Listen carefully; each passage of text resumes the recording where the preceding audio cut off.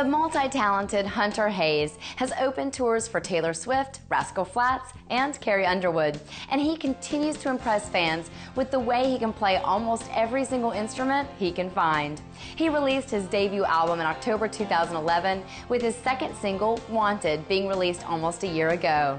When that song went #1, he became the youngest solo male act to top the Hot Country Songs chart. Kelly Lynn caught up with Hunter at a party to celebrate that song's success. We're here at BMI today celebrating a #1, and Troy Vergis, congratulations. Thank you very much. You wrote this with Hunter Hayes. That's correct. Tell us about that day when you guys sat down. Was this the first time you'd written? It wasn't the first time we'd written. We wrote a handful of songs before Hunter made his first record. On this particular day, Hunter walked in and he had this piano riff in his head that he was ready to write, and he sat down at the piano and started hacking it out. And the lyric fell out really fast after that. It was a pretty fast write. We wrote the song in a couple of hours. There weren't a whole lot of speed bumps, which is a pretty good sign usually, and it was in this case. So I feel really lucky to have been part of this. Wow. So, and Hunter's he can come in and play every instrument. So he sat down at your piano, did I hear you say? And you guys who had the idea? I don't know. We were just kind of batting lyric ideas around, and we landed on. We started from Wanted and just landed on the song pretty fast, but I don't know. It all stemmed from that piano riff, and that was Hunter's, and that was really the seed of the song. So. Cool. Well, this is a big day, but you're no stranger to #1s. You've had Carrie Underwood. You've had a lot of hits. I've been lucky, but it is not easy to get to these parties, so I'm very happy to be here to be able to celebrate this for sure. Never gets old, I'm sure. No, and it's there's a lot of great songs in this town that never get heard, so to have one that breaks through all of the stuff that it has to break through and actually makes it to the radio and then makes it all the way up the charts, it's a special thing, so I feel fortunate. Who originally set you up with Hunter to co-write? Cindy Foreman at Universal Publishing, who signed Hunter, and we both write at Universal Publishing. So I'm from Louisiana, Hunter's from Louisiana, Cindy's actually from Louisiana too. And so when she was signing him and bringing him in, I think she thought this could be a good co-writing team. And so we all went to lunch. Cindy and Whitney Williams and Hunter and I all went to lunch one day, and then it's just kind of it's a blind date and let's everybody meet each other. And those guys took off and we started writing. And Hunter's one of the easiest people in the world to write with because he's so talented. So we written a lot of songs together, and I hope to get to write a lot more with him.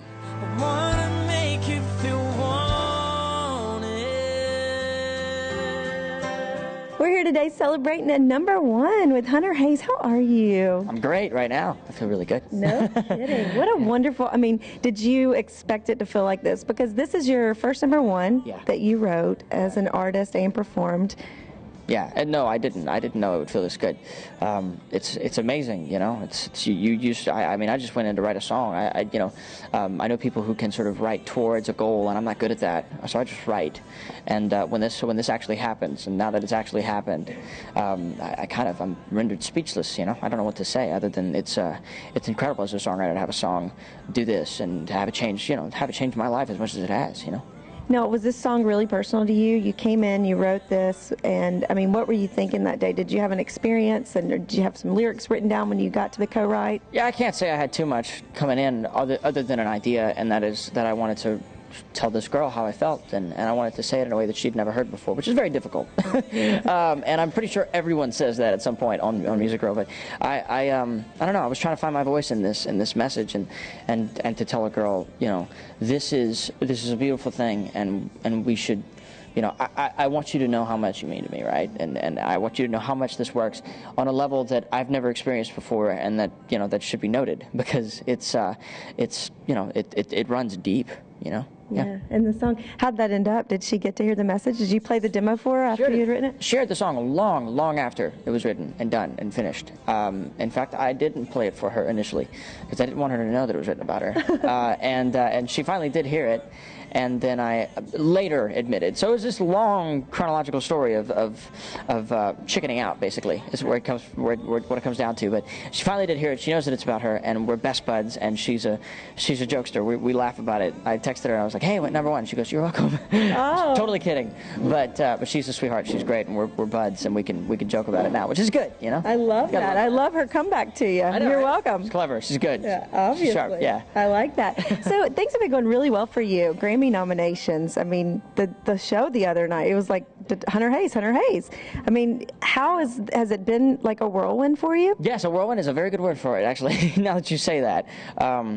Yeah, it has. This whole year has been just a series of things that I don't believe are happening, and a series of things that I would have never expected to happen this year. Not that I ever expect them to happen, but if you were to say all these things are going to happen this year, I wouldn't have believed you. And getting to go from, you know, opening act to the direct support to, you know, we did a bunch of headline dates last year and sold out a bunch of headline dates, and just we played to, you know, my first headline arena, you know, at the end of last year. And yeah, it's amazing. All these things I've always wanted to do. The Grammy nominations, a huge deal. Winning New Artist of the Year, that was a big, and a #1, you know, to boot. It's all of this. It's beautiful. We are just getting started on this week's Inside Music Row. We have to take a quick little break, but make sure to keep it right here for more great music when we come back. Hi, we're the Davison Brothers Band, and we'll be right back on Inside Music Row.